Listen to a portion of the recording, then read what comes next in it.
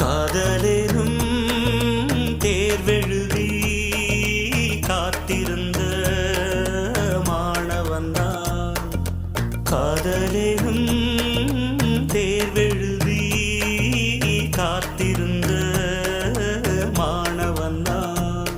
உன் எண்ணம் என்னும் ஏட்டில்